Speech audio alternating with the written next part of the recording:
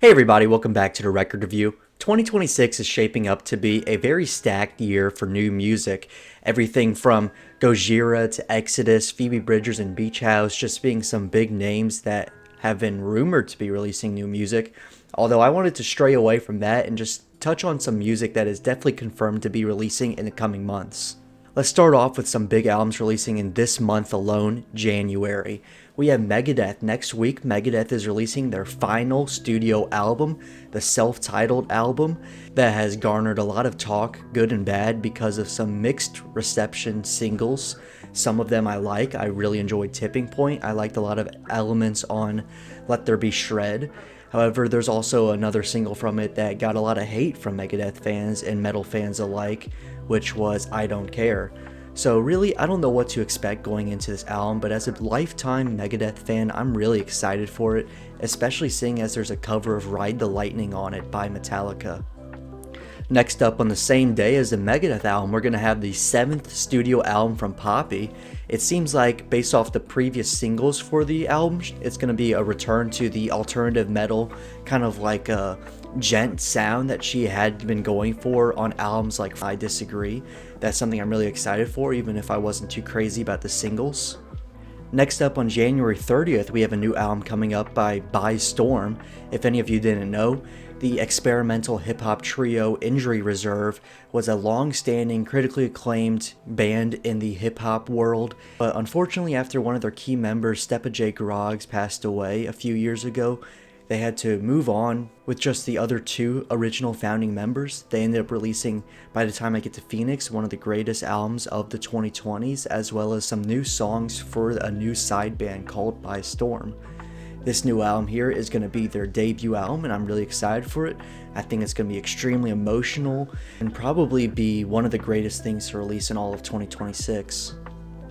Next up, we have the indie R&B artist Joji releasing his 4th studio album, Piss in the Wind. This is an album that I'm ecstatic for. I've loved every single single so far. I've reacted to a few of them on the channel. So I'm just so excited for this. Hearing the new songs, it sounds like he's trying a whole array of different sounds he's never really gone into before, and I think it's going to pay off very well. Also releasing on February 6th, we have rapper J. Cole's final studio album releasing called The Fall-Off. I've never been a big fan of J. Cole, but I'm really excited to see what he's been building up after so many years of a very successful career. Next up on February 13th, we have an album soundtrack, Wuthering Heights, coming from Charli XCX. I've avoided any of the songs so far myself, and I'm really excited to see if she continues a sound that was big on Brat, or if she goes into a whole new region. But seeing as it's Charli XCX, someone who notoriously has dove into so many different sounds throughout her career, I wouldn't be surprised if it's nothing like we've ever heard before.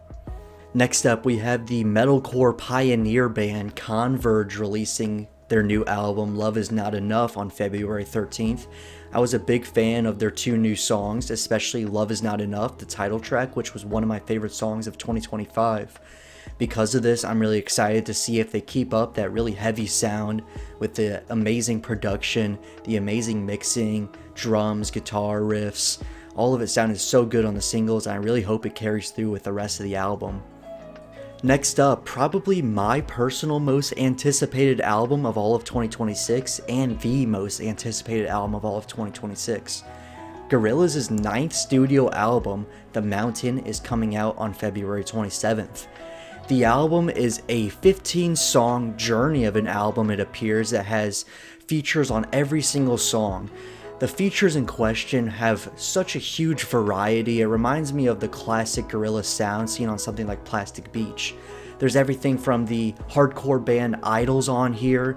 We have Johnny Marr of the Smiths, Black Thought, Gruff Rise. We even have the legendary Yasin Bey, which was on one of the singles, Damascus, one of my favorite songs of this past year. Also releasing on February 27th, one of the biggest names in modern pop history, Bruno Mars, is making a big wave with his comeback album after many years with The Romantic.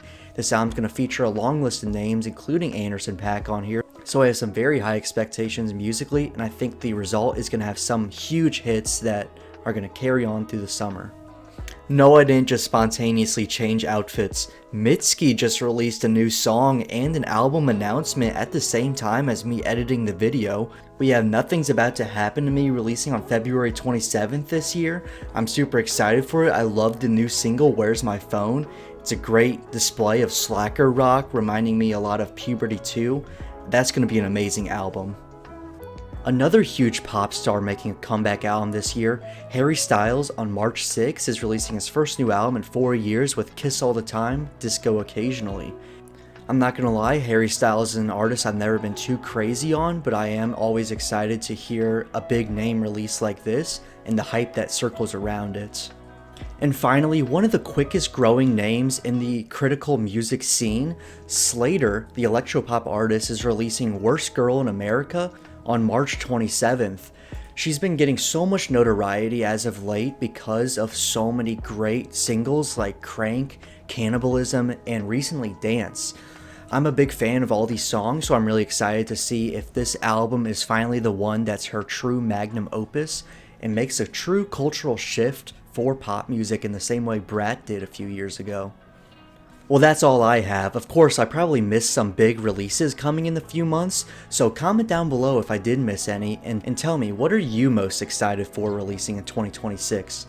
Thank you all for watching, subscribe for more music videos like this, and I will see you all next time.